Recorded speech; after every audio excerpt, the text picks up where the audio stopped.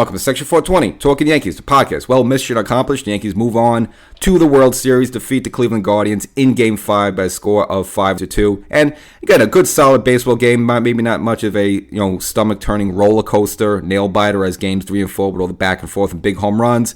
Of course, a little drama late with some big home runs, and of course, a huge home run from Juan Soto, which will probably go down in Yankee history, similar to the Chris Chambliss walk-off home run. I guess that was 76 against the Royals.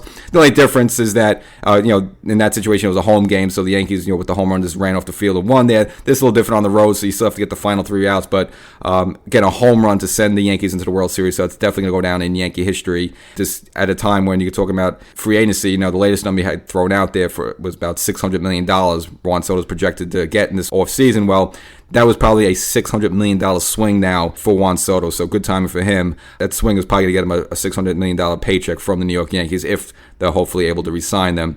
The game itself was kind of different from the others, and we'll get into the whole thing. It was kind of more of a traditional baseball game. You had two starters actually going more than 4 innings, which we haven't seen from these other games there. It wasn't really high scoring. It was kind of a bit of a tight game there, but the Yankees with the 2 big blows, caught the Stanton home run and then the Soto knockout punch later on, going via the strength of being the Bronx Bombers. And the Yankees will now move on to the World Series to face either the Los Angeles Dodgers or the New York Mets, still to be determined. Right now, they're going to play Game 6. The Mets right now are in Los Angeles. They're down in the series 3-2, so the Mets would have to win 2 more to make another Subway Series.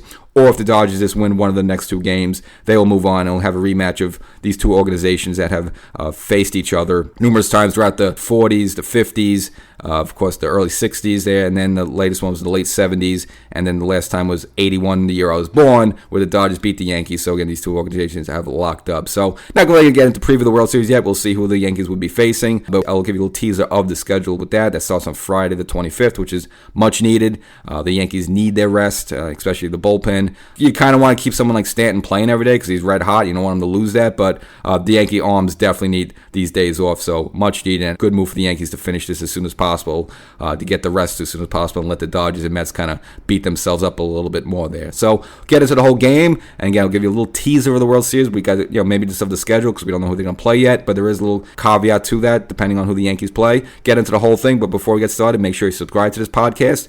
Just look over on the page somewhere. There's got to be some sort of like, follow, subscribe type of button. Hit that, get analysis after each of these games. And of course, we have the whole offseason ahead of us. And are the Yankees going to give Juan Soto $600 million? Should they give him $600 million?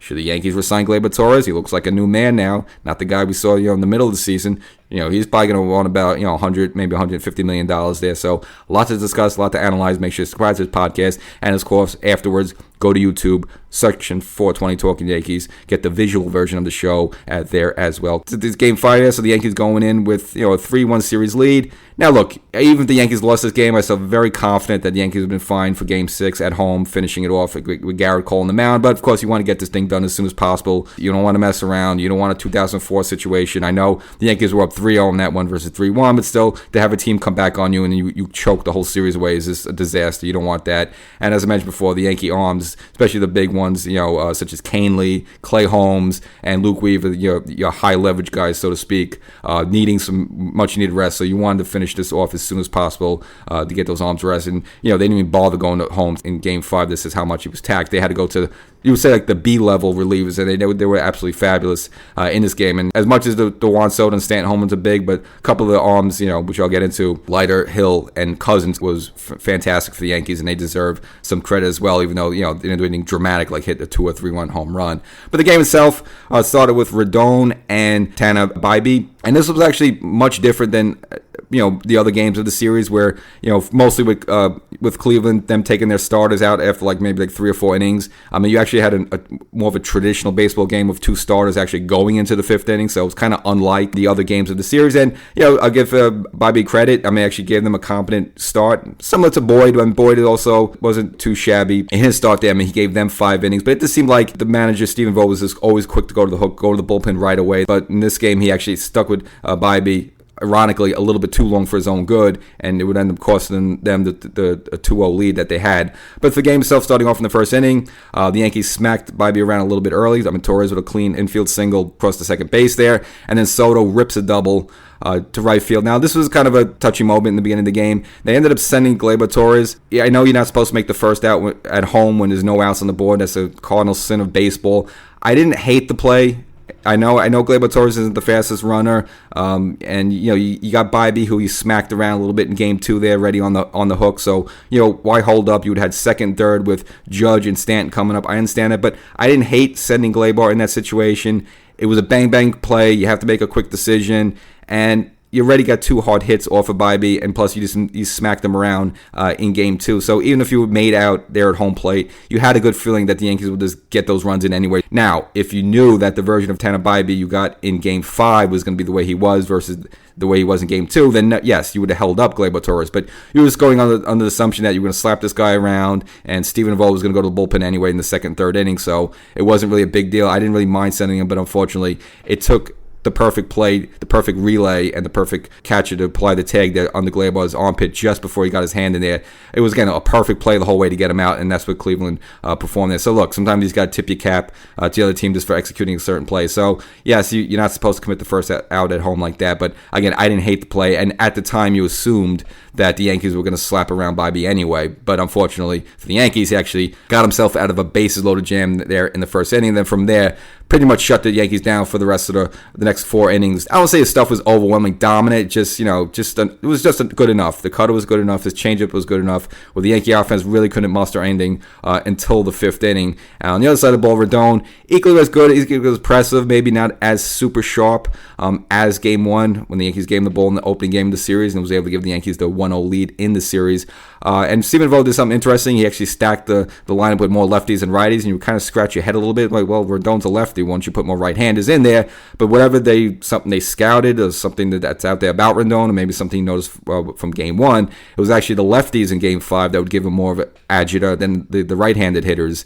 Mainly someone like Bo Naylor, who put a 10-pitch at bat on him, fouling pitch after pitch after pitch after pitch.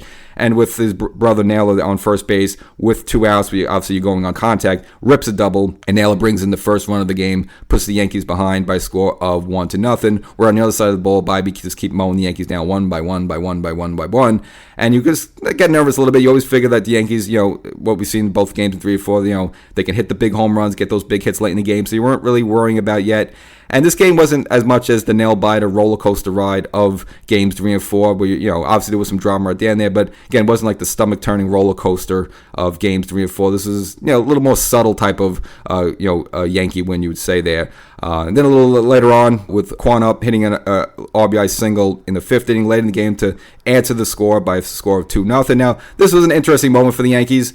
You had second and third, first base open, Rendon still on the mound there, but obviously he was up around 80-something pitches. You can see he was on the ropes a little bit. The Yankees had a decision to make. I thought maybe just keep Rendon in because Ramirez, yes, is a switch hitter. He was going to bat right-handed, and what we see was Rendon was handling the right-handers fine. He was having problems against the left-handers. So basically the decision was, do you have Rendon face Ramirez, who's, again, he's a 40 home run guy, he's a dangerous hitter, but not really doing much in the series, and right-handed. Again, Rendon is doing good against the right-handers. You leave him in there.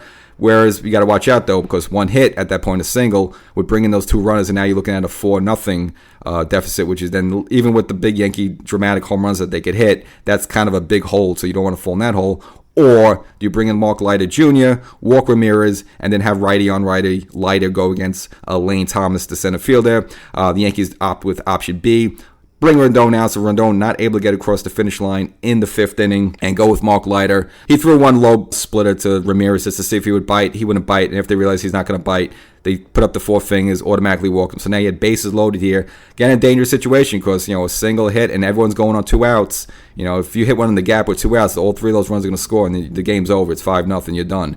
But Leiter able to get a ground ball up the middle there. Not such an easy play, but Gleyber able to glove it. Had him play perfectly and get the throw out there at first base. And the Yankees able to get out of that jam. And then after that, Stephen Vogt, who had the quick hook pretty much this entire series with his starter, stayed in with Bybee, just one batter too much. Stanton up at the plate, 2 outs, a man on, and Stanton falls behind early in the count, 0-2. And he struck out 2 times early in the game, and maybe that's why he's stuck with Bybee. Maybe we figured Bybee just had Stanton's number. And I don't know why, and even Ron Darling said it, why would you put any pitch even near the strike zone? I mean, he was getting Stanton to chase away. He was getting Stanton to chase low. Unfortunately, it looks like he threw a slider that, with a 3-2 counter slider that just didn't break right, and he's got too much in the middle plate. And Stanton seems like he's only goats these players in. Like he swings at 2 horrible pitches, and then once he gets 1 and 2, he really locks himself in. And we've seen that. That's pretty much all his home runs. He's been like that with these home runs he's been hitting throughout this entire postseason. But zeroed in on the slider, this didn't break right, got too much to play, and put a good swing on it. And almost similar to Game 4, just pretty much a moonshot to left field, almost the same way. He knew it right away. Everyone knew it right away. And the Yankees, with a 2-run home run, tie the game just like that in the blink of an eye by a score of 2-2. You're feeling good right now about, just because the fact that, all right, you got to their starter, you got him out, and even though Clase is lurking there, you knocked him around Game 3 and 4, so even if he comes out, you still feel pretty confident that as long as you keep the score within reach there, then the 8th and 9th, the Yankees could do something special. And this way you have to credit really the Yankee, also the B-level bullpen guys, Mark Leiter coming in that situation. After that, they went a little bit of hill. And then Jake Cousins, who we saw him Game 4, had one good inning and then one sloppy inning. This one, he gave you 2 really strong innings, especially the 8th inning. A runner would get on, but he ended up getting all 3 outs to keep the game within 2-2. Then comes on to the 9th inning, where same rules as Game 4. When you're the home team, tied score, doesn't matter. You bring out the closer. Now, Clase, to his credit, he didn't blow anything this time. Kept the Yankees off the board, so I guess his first appearance in the series where he didn't give any runs, so, wowee for that. Which brings the game into extra innings, and of course, you're always worried about that. You're the road team in the playoffs there, and you're almost at the point where you're almost ready to maybe just sign off on this game. All right, you know what? We're probably going to lose an extra innings. Obviously, no ghost runner with the playoff rules.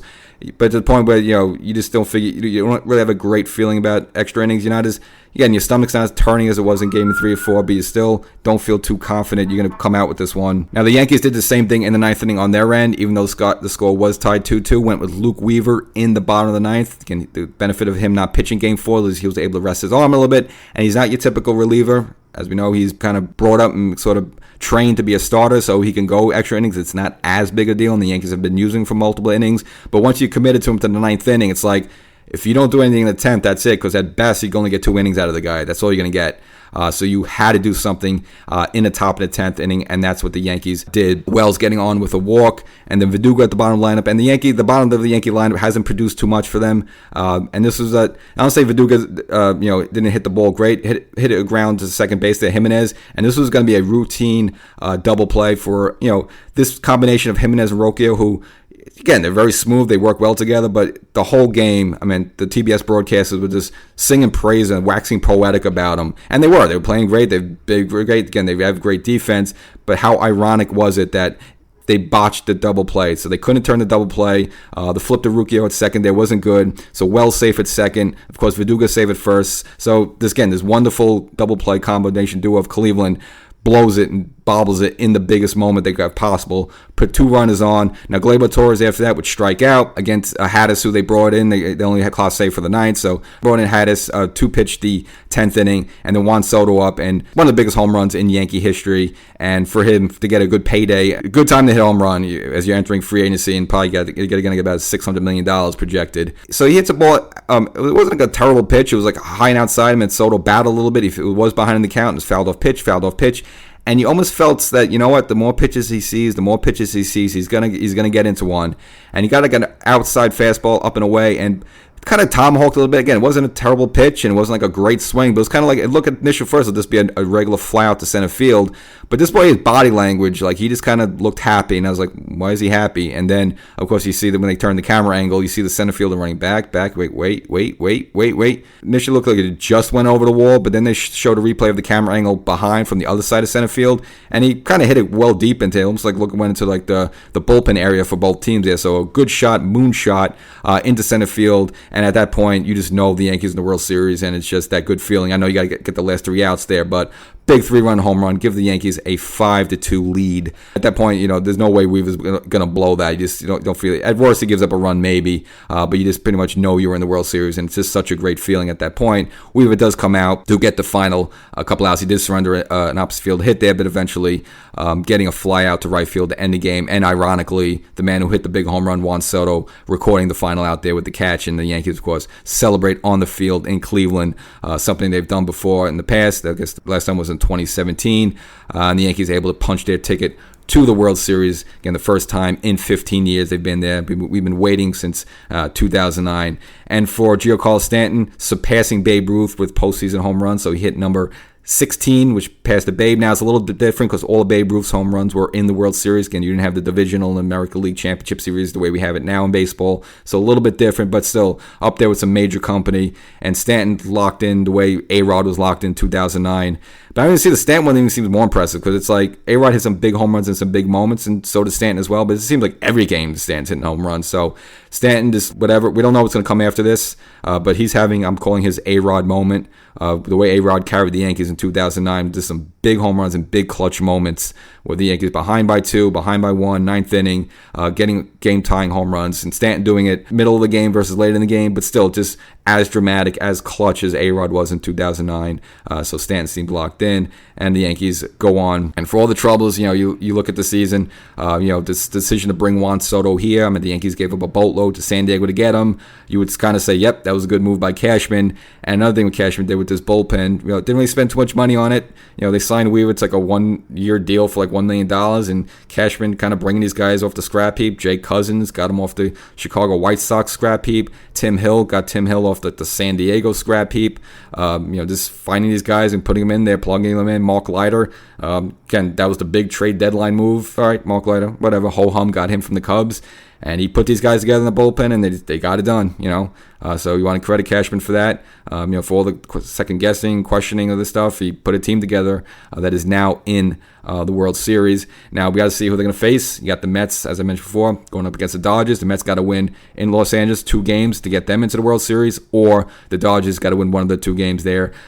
Right now, you'd probably favor the Dodgers to be there, but the Mets have been surprising. Again, it looked like they're going to be dead in Game 5, and they came out strong, dropped a bunch of runs, so we'll see what happens. As for the schedule, now the games start October 25th. That's a Friday. Now, if the Dodgers win, go on in the Ransom World Series, they're going to get the home field advantage in this one. So the games will be Friday and Saturday in Los Angeles, games 1 and 2.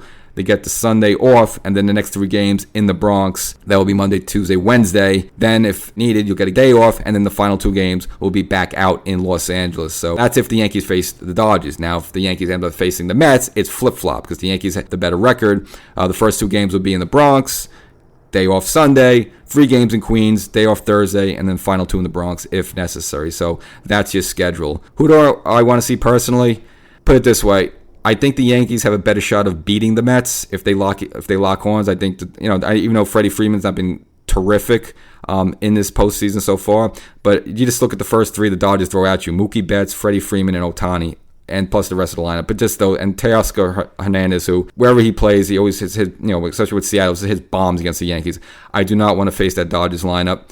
I think the Yankees have a better chance of beating the Mets than the Dodgers. I know the Dodgers starting pitching isn't great. Pretty much Glass now and Kershaw. They lost all those guys. Of the 2, I think the Yankees have an easier time against the Mets. The problem is, God forbid you lose to the Mets. It's a disaster. See, the Yankees have nothing to win by beating the Mets. The Yankees are the big brother. They got all the championships, all the hoopla, and Babe Ruth, Mickey Mantle, and Joe DiMaggio, and Reggie Jackson 3 home run, and Derek Jeter, blah, blah, blah, blah, blah, blah.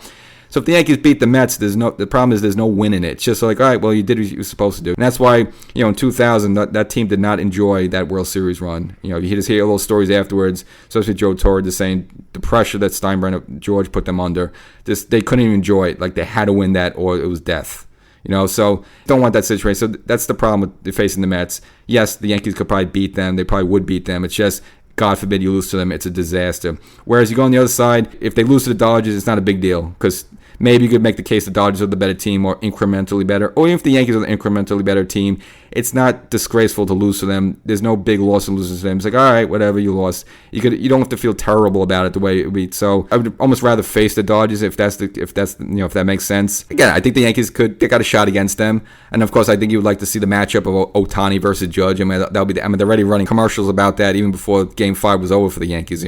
Pretty much, postseason, pretty much featuring Judge and Ohtani into some commercials there. So I would just rather see that. I just don't want the stress of going against the Mets, and again, God forbid you lose that. It's just an absolute disaster.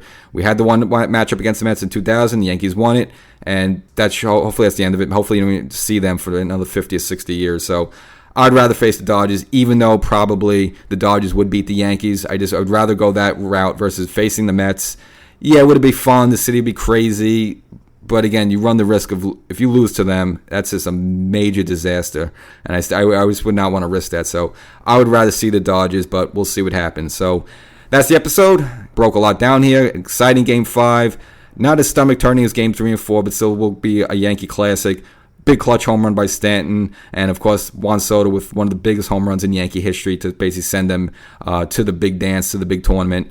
And of course it's going to be beneficial to him because he goes into free agency, and that swing there. If the Yankees, obviously, I think every Yankee fan, it's unanimous, break out the checkbook for Juan Soto. And again, I think that home run is definitely going to get him paid, and I think it's going to get him paid by the Yankees. Catch you next time.